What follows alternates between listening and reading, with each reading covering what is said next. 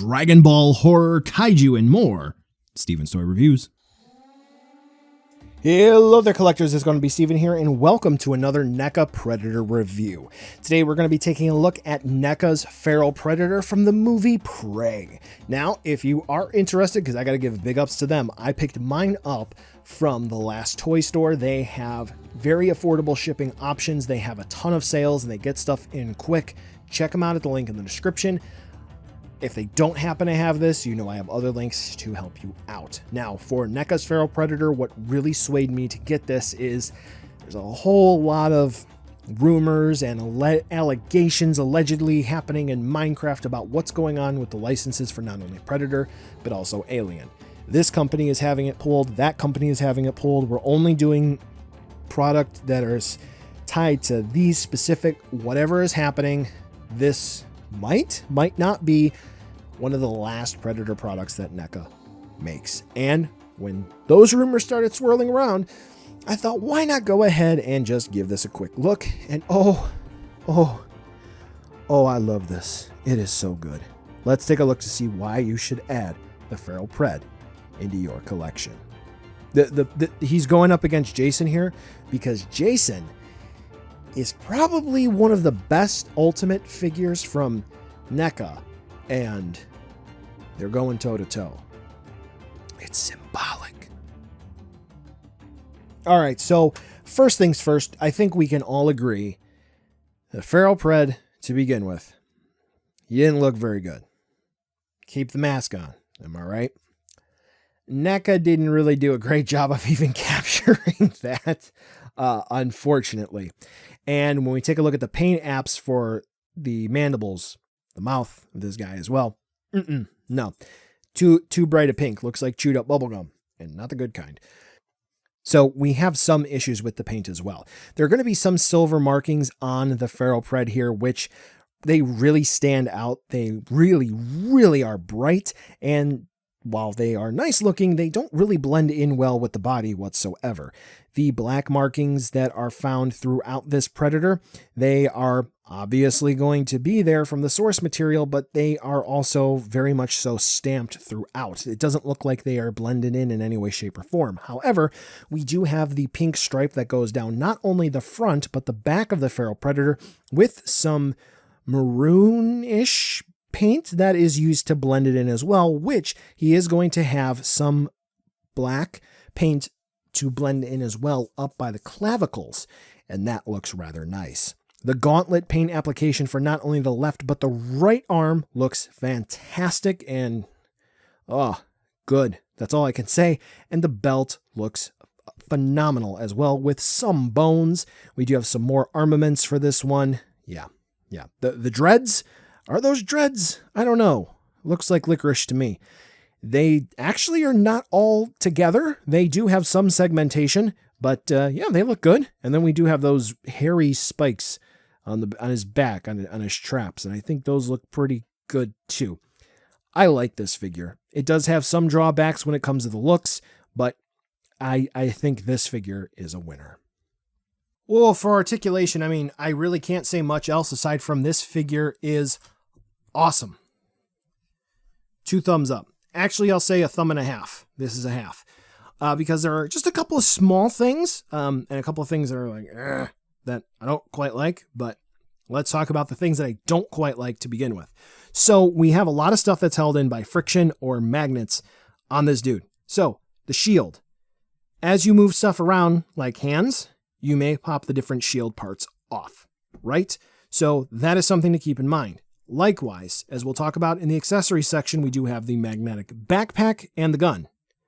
So the gun kind of attaches when it wants to by a very weak magnet. And there you go. So magnetic stuff can fall off. The backpack has less of a chance to fall off. Something to keep in mind. And then also these guys, which they may warp the socket, don't want to do that. So keep that in mind. Okay, so let's go ahead and remove the mask just to make the visuals easier. So the head is going to plug into the neck on a ball joint, so we can get the Predator to tilt side to side, look up about that far, look down about that far, and then the neck plugs into the body on a ball joint as well. Predator can look down about that far, look up about that far, look left, look right, and that is basically going to be doing the heavy lifting for the different range of movement that you're going to want this Predator to look. Because let's go ahead and jump down to the torso articulation. We do have a ball joint that's going to be for the ab crunch, but for mine, it is rather stiff. So we can turn him left and right, and we can get him to sort of roar back, right? Like a normal Predator would do, and forward a little bit, but you can see that I'm not really getting a whole lot of range of movement there, which, okay, considering we've got that neck joint to do that, I mean, he can look straight up, so there's that. And then we do have the waist joint, which has a little bit more range of movement and can also twist and turn. So, I mean, realistically speaking, all things considered with that extra neck joint there, we can get him to move around just fine. Shoulders. Typical swivel hinge combo that we would expect out of NECA, which is fine. However, in this instance, we don't have super ginormous shoulder pads or armor, so not only can we get a T-pose just fine, Jesus Cristo, but there's going to be no butterfly hinge, which is kind of a bummer. But if you are creative, we don't have anything back here and there's a specific cutout. So because of the way that the paint application is on the shoulder, it doesn't really matter which way it goes. So you can actually push his arm back, use the bicep swivel and the double hinge on the elbows, and look at that, you can sort of bypass the idea for a butterfly hinge. So that's pretty cool. So that is a good segue into the rest of the arm articulation, where we do have a bicep swivel and we do have a double hinge elbow. The gauntlets for both of them do restrict the range of the movement for the double hinge just a little bit, so you can see that we do have a little bit of a block there, and the forearms do swivel as well. Very nice. For all of the hands that the Predator comes with, we are going to have swivels and hinges on the wrists, though do keep that in mind that if we do have the wrist blades that are going to be sticking out, or we do have a shield part that is going to be sticking out, the hands may bump into them, but likewise as well, they do hinge forward and back, except for one hand that is going to be used for the bolt gun that moves up and down like that. For the hips, we are actually going to be using the ball joint style that NECA is using now, which is good. Sometimes they do use that weird swivel design. But because of the way that the crotch piece is designed for this Predator, this is about as far forward and back as we're going to get. When moving out to the side, this is as far to the side as the splits as you can do. We do have a dedicated thigh swivel in there, which is good, so we can twist and turn just like that. And we do have double hinge knees. I'm going to point this out in a second as well. For the ankles, we do get a spin movement. We can twist and turn. We do have a little bit of a hinge. The wraps around the bottom of the leg do hinder that movement, but we do also get a little bit of ankle rocker movement because we do have a peg that does, well, peg into the foot. Interestingly enough, while a lot of the industry is moving away from pegs into their system, which NECA was doing, including with their Ninja Turtles, for some reason they're reverting back to showing their pegs or their pins. And a $300 SH Monster Arts that I just looked at is doing that too. So I don't know why. I don't know what's going on. Hasbro's moving away from it. NECA's re-embracing it. I don't know. Yeah. So anyway, this Predator figure does have a few odd choices, like the torso articulation could definitely be better, but considering you have other means to circumvent those issues, is it a problem if it also fixes itself? Arguably no. I cannot stop messing with this thing. It is so fun to pose. All right, accessories time. Hold on. Hold on a second. Let me get my list. Because it's like NECA watched my reviews and they were like, yep, we're going to teach this guy a lesson. So he comes with 8 extra hands. You're going to come with not only the mask, but the crossbolt gun, an open and collapsed and separated option for the combi stick, open and collapsed shield. To go along with that, obviously, we are going to have the backpack, as you can see on the screen. We are going to have the blades that are going to shoot out of the gauntlet. And then for the collapsed combi stick, we are going to have hooks that go onto the belt. Now, we also do have interchangeable mandibles, which we will take a look at right now. So for the interchangeable mandibles, very simple. We just pop the jaw off and pop the new ones back on, and they are 100% compatible with the mask. So you have plenty of different display options there.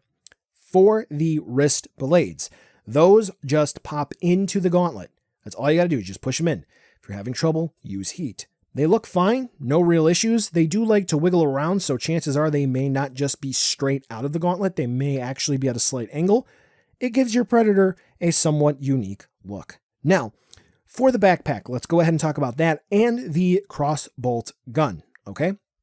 For them both, they are actually magnetic. Yes, the backpack just attaches in with a magnet on the back of your Predator. That is very strong. You can do that with no issues. For the gun, however, it does have a magnet which is super duper weak, and that does go on his back as well, and sometimes it will actually attach onto the backpack, but it does fall off with super ease, so it's kind of a moot point that they were able to do that. For the combi stick, we do have the big one, which does plug in together, and we can make it big. Or you can separate it, so this way he can hold it one part in his left and one part in his right hand. Then we do have the smaller collapsed combi stick, which does come with 2 hooks. You only saw one when I presented all the accessories, because the other one I lost. You're probably asking, how does it hook onto his belt? Simple. One part hooks onto the combi stick, the other onto his back by his belt. Where? Anywhere you can get it to fit. Doesn't really give you solid instructions on that. They just tell you to do it. Yep, that's it. Now let's go ahead and talk about the shields real quick. For the collapsed shield and the open shield, they both plug into the left forearm the same way, but here's just going to be a look at them. The paint application for all of the accessories is pretty much going to be the same with the silver-ish and the bronze-ish paint, which looks magnifique. For the hands, interesting. We get a left hand, so this way he can fire off the gun. Then we get another right hand, which kind of looks like it's a trigger pulling hand. For the left hand, it does have an up and down hinge. The right hand is going to be the normal hinges. However, for the right hand, the trigger does not look like it's actually being fired. You have to finagle it. We do have left and right fists, left and right hands to hold weapons, and then we just have another set to do that with. Cool. So, more action shots. Wow, this figure comes with everything. Everything that you could ask for, pretty much. There are a couple of other bits and bobs that would have been neat, like some Predators have light up features and the laser that comes out of the skull that is at least on the poster for Prey. There was like the chain link thing that the feral Pred used in one of the kills. That would have been neat. Blood slashes and stuff like that. You know, there's a whole bunch of other stuff that can be thought of to include in this package. However, for the MSRP, the price point, nope, this is fine. This is pretty much everything. But if you do need support stands, you need blood effects, I got videos to help you out. Super action stuff, casket of cruelty for your blood effects is pretty much all you're going to need. Size comparison. All right, big boy. Big. Unfortunately, my other Predators are MIA at this time. I actually don't know where they're at. I moved and they are hiding somewhere. I wish I could find them. But yeah, he's going to tower over your other one. So buy now, skip, or wait for a deal. Buy. There you go. Hope that was easy. No, but no, seriously. This is definitely probably NECA's best Predator figure. End of discussion. The articulation is fantastic. This figure looks amazing, except for a few small drawbacks, I would say. But the face is a rather large one. I'm minimizing the face issue. The accessories are amazing, and yeah, that's it. Buy it. You can't go wrong.